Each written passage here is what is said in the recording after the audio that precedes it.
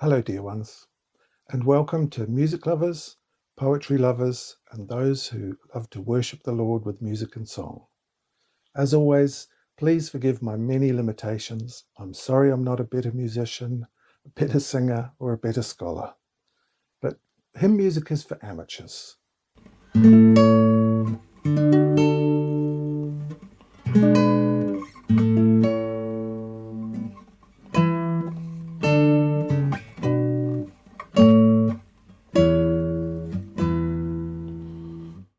My name is Christopher Watson. We have a little music theory today, but mostly it's going to be about poetry. Got a very special poet today, and I want to start with a thought. And that thought is that US hymn book publishers were like the monks of early medieval Europe.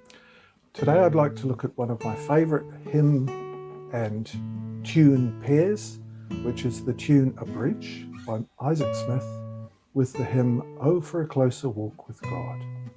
So the poet I'd like to talk about today is William Cowper.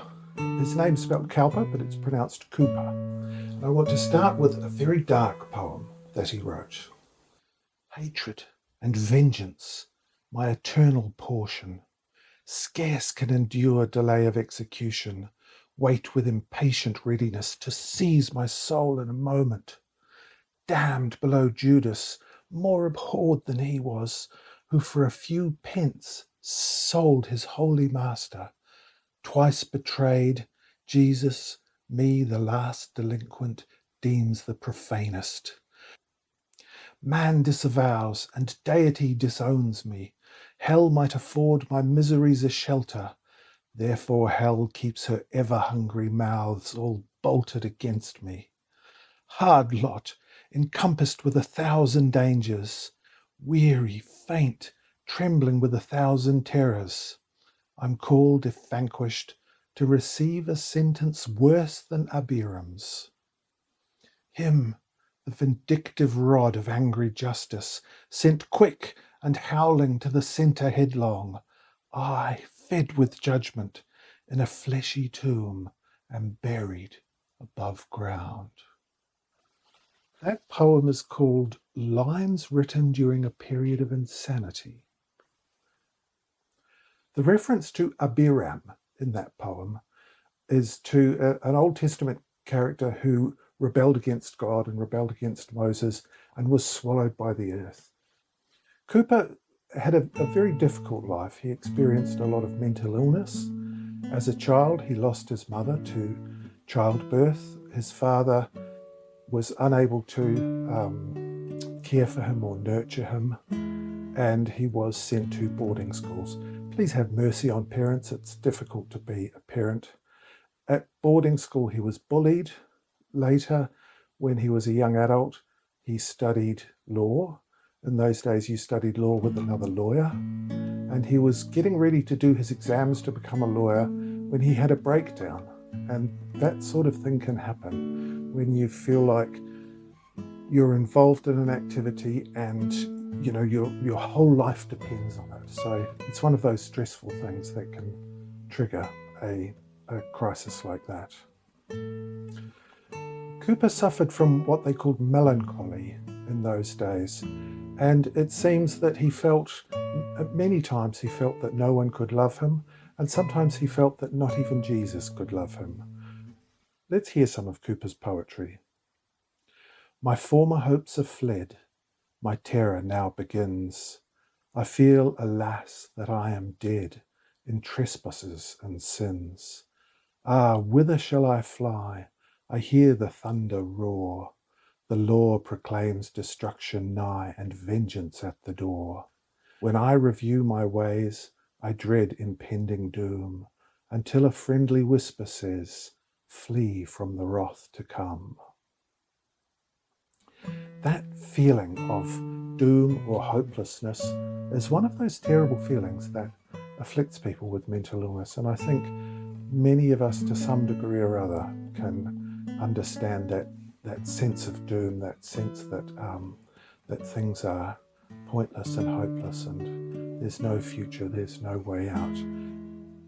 He also translated a number of poems from the French. This one is by a French woman who was part of the Quietist movement called Madame de la Motte Guyon. Long plunged in sorrow, I resign my soul to that dear hand of thine, without reserve or fear. That hand shall wipe my streaming eyes, or into smiles of glad surprise transform the falling tear. So some of his poetry, this is a translation, but some of his poetry is very uplifting. He's a very honest poet. Cowper found a lot of consolation in his relationship with Christ and with his faith in Christ. This one is rather sad too. I hear, but seem to hear in vain, insensible as steel. If aught is felt, 'tis only pain to find I cannot feel. And that also is something that strikes people who have, what we call depression, what they called in those days melancholy, the sense that you don't have a proper emotional reaction to the world. He feels pain to find I cannot feel. I sometimes think myself inclined to love thee, if I could, but often feel another mind, averse to all that's good. My best desires are faint and few. I fain would strive for more, but when I cry, my strength renew, seem weaker than before.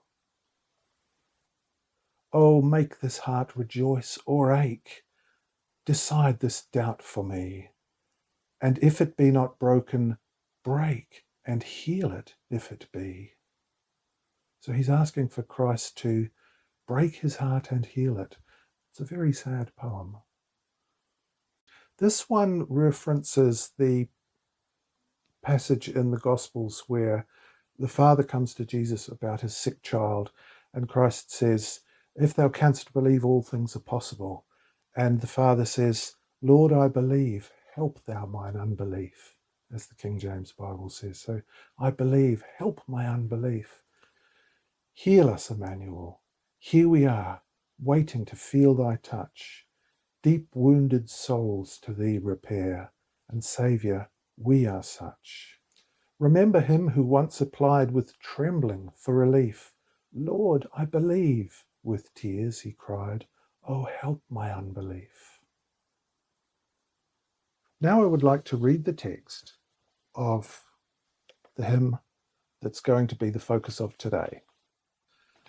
Oh, for a closer walk with God, a calm and heavenly frame, a light to shine upon the road that leads me to the Lamb.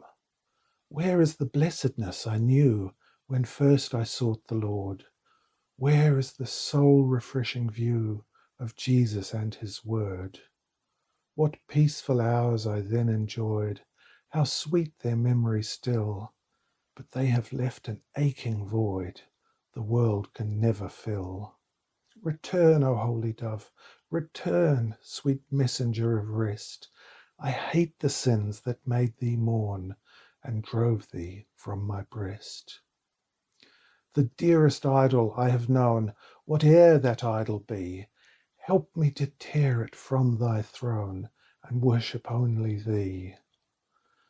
So shall my walk be close with God, calm and serene my frame, so pure a light shall mark the road that leads me to the Lamb. It's a beautiful hymn, and it's a popular hymn still in many hymn books, but you get a sense that he had this pain inside him and a feeling of not being good enough.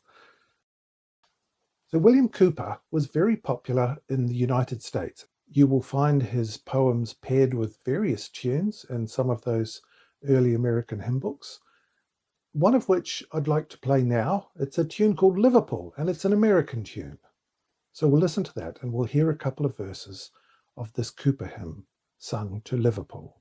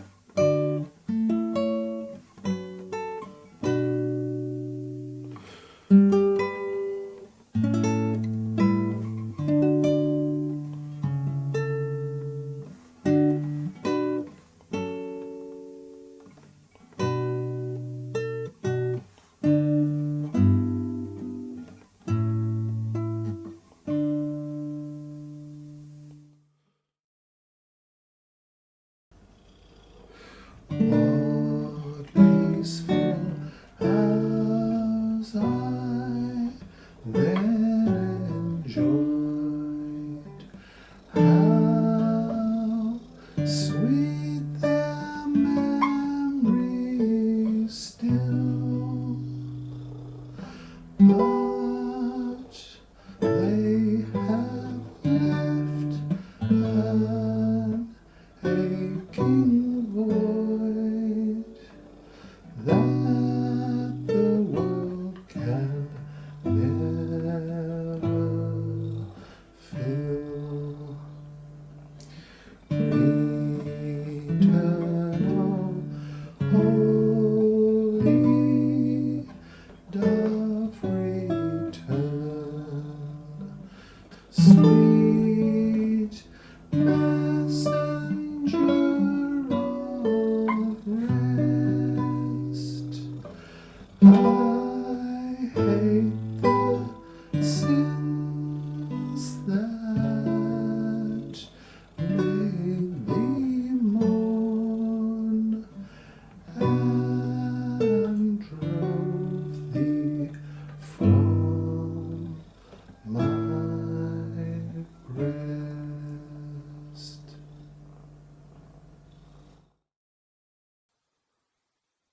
The attitude towards poetry in most of Western history was very different from today.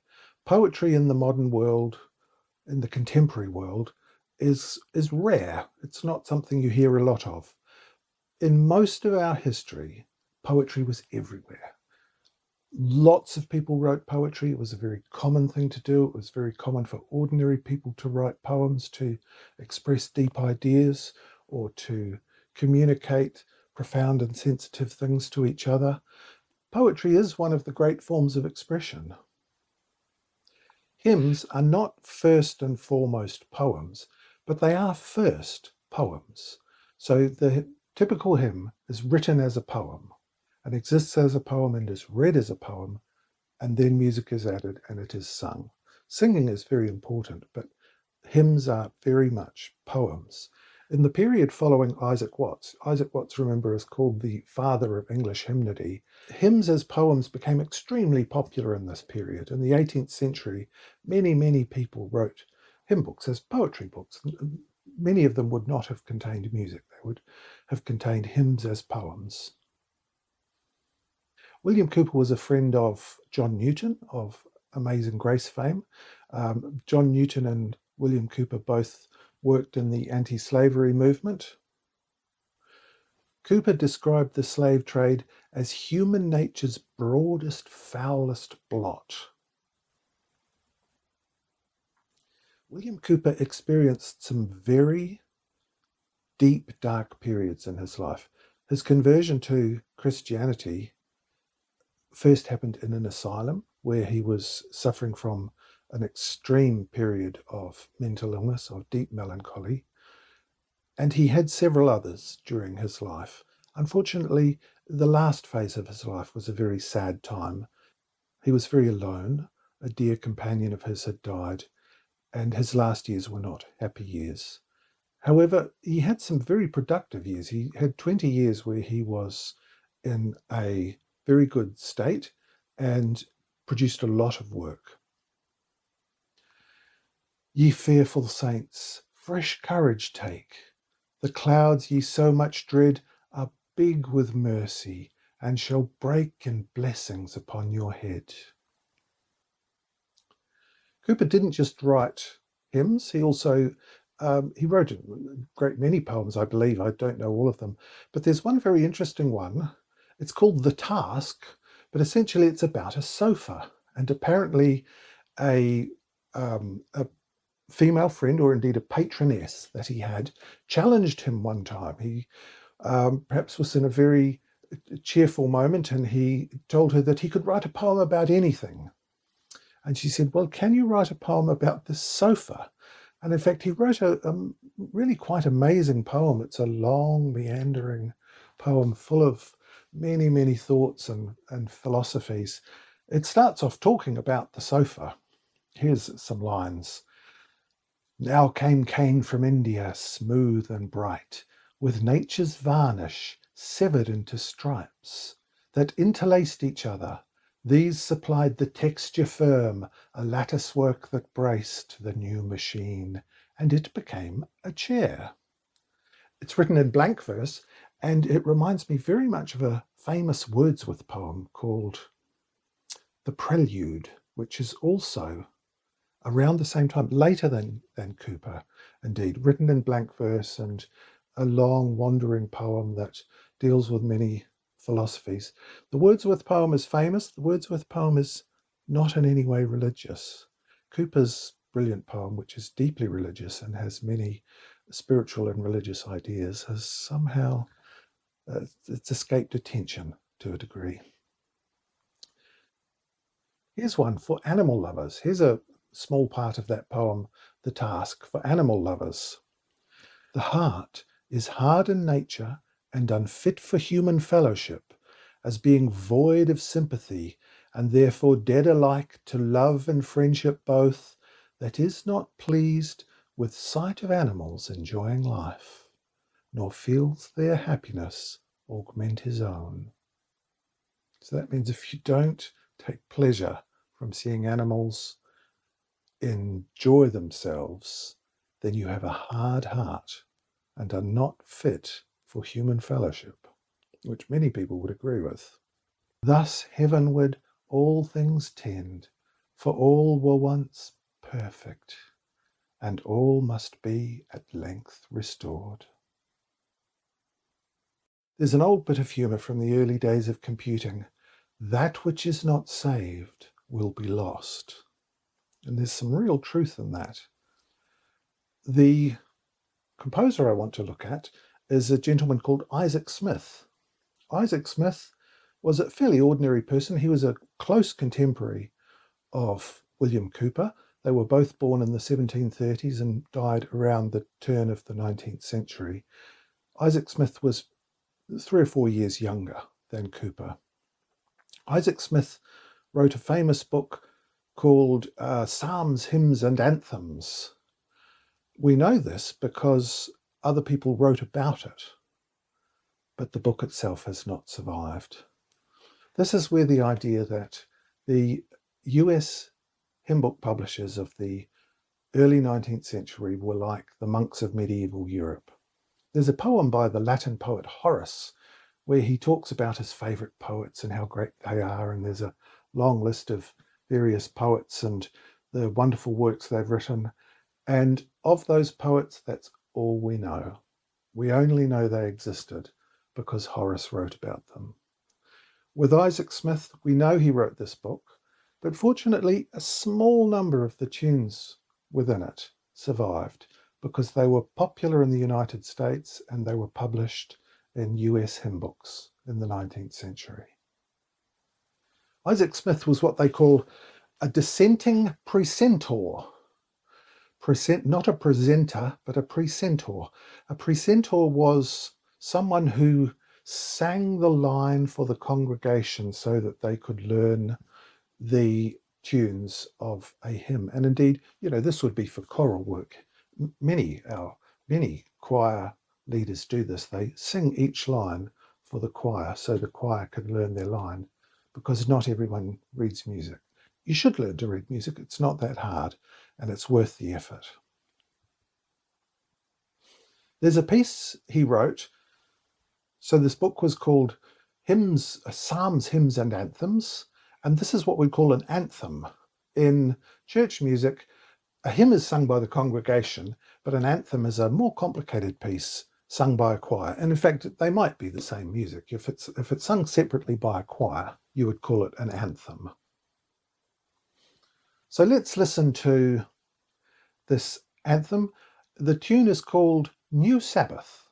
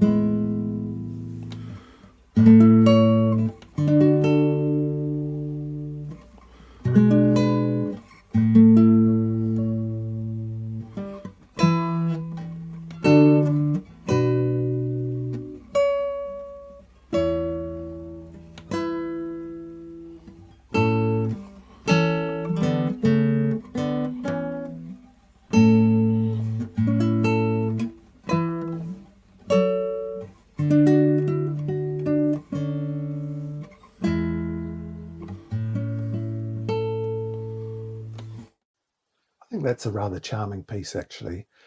Isaac Smith was paid for his work as a precentor, as a choir leader, and he also worked as a linen draper.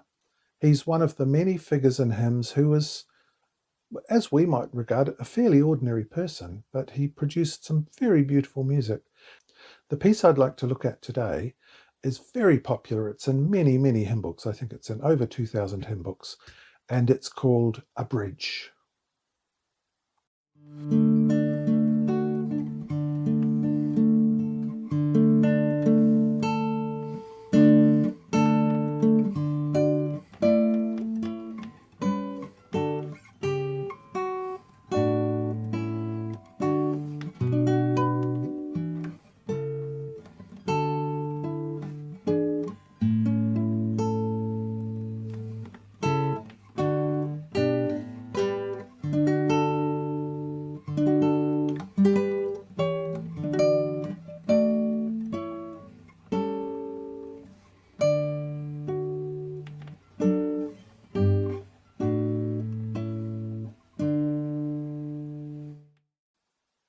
That's a lovely piece. Let's look very quickly at the music.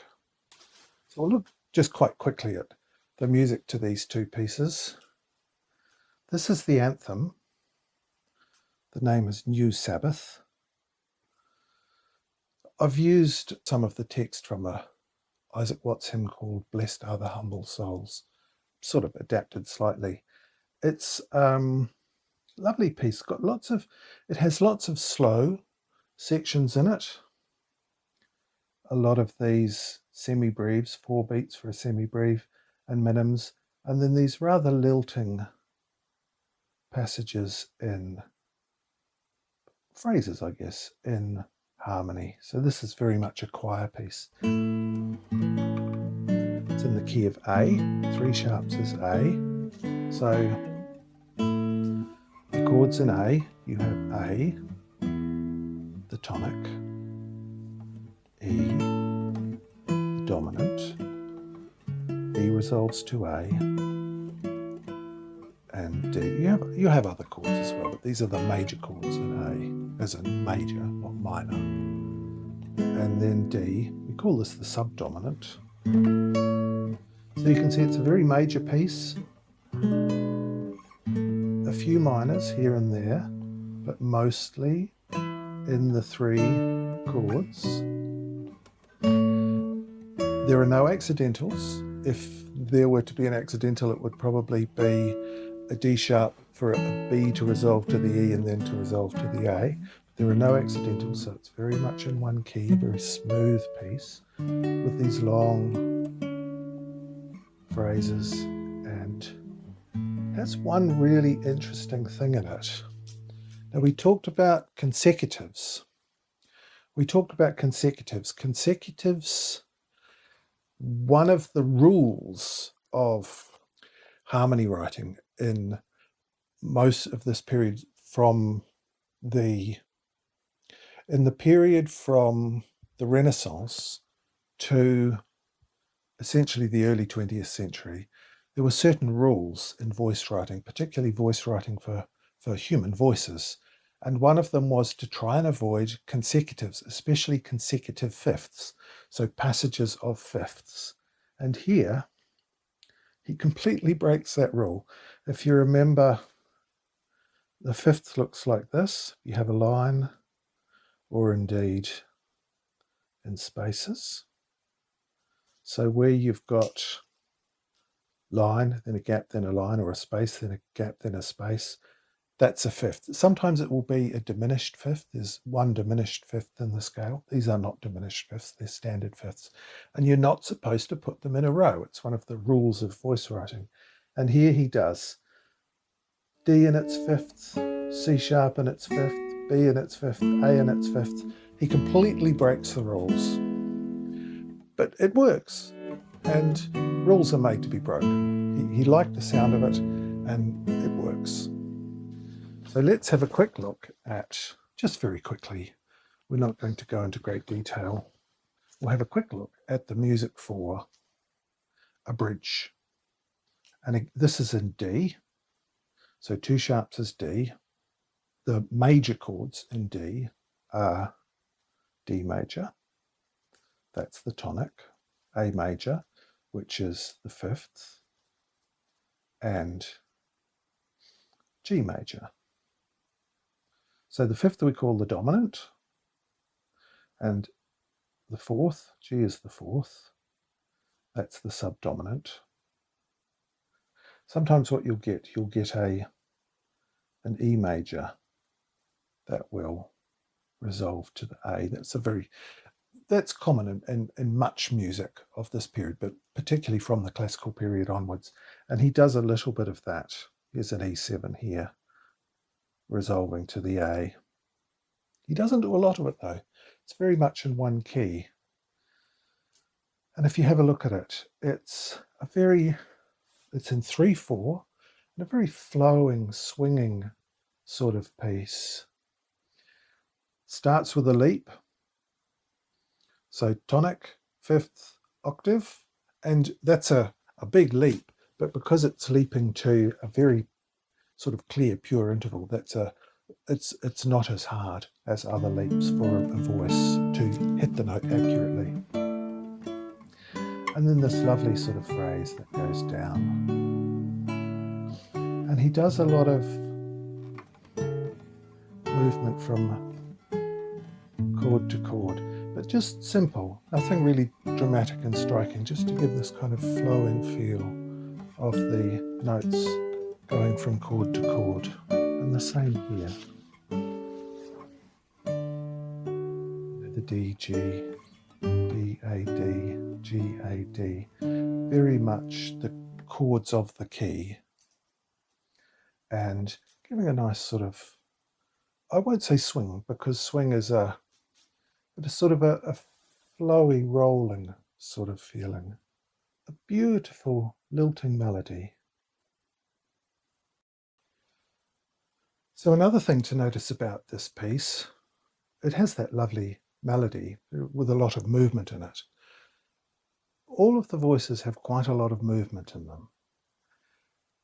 There's different types of movement, where the voice will follow another voice. That can be called, if it's very close, that's parallel. Otherwise, if it's somewhat close, you call that similar movement.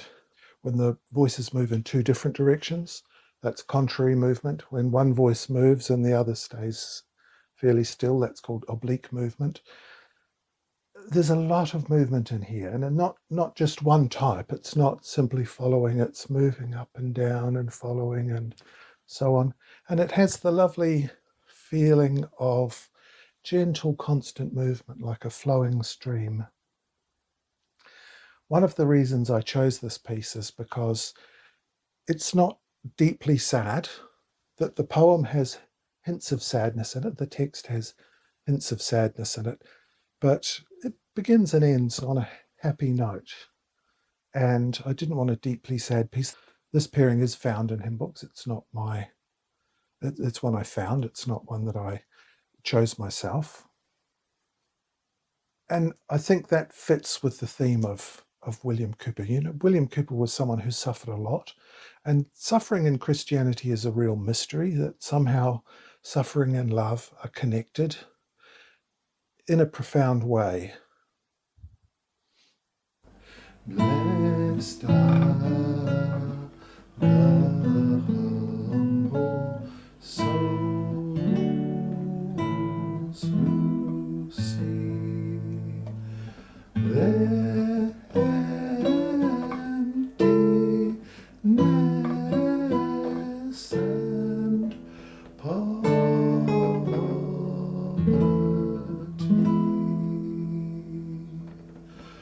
For heaven's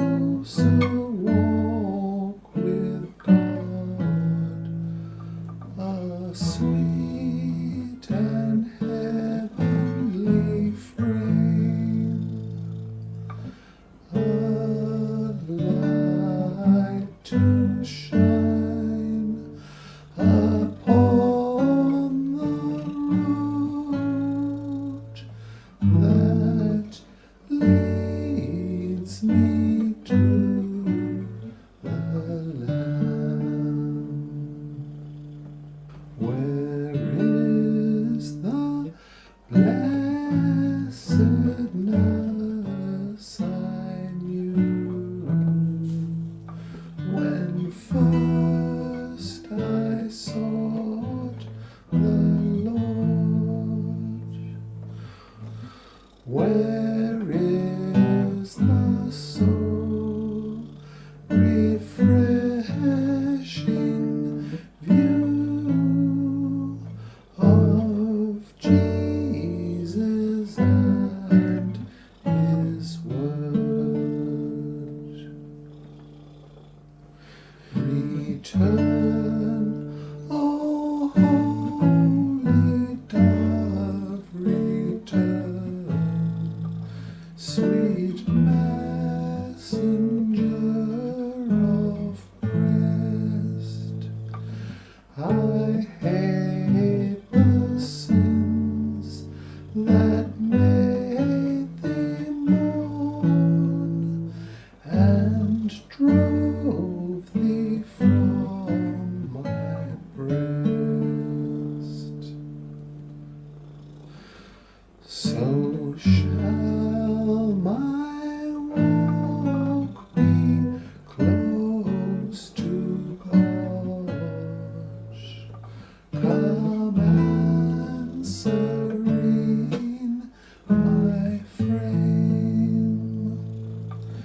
So pure a light shall mark the road that leads me to the Lamb.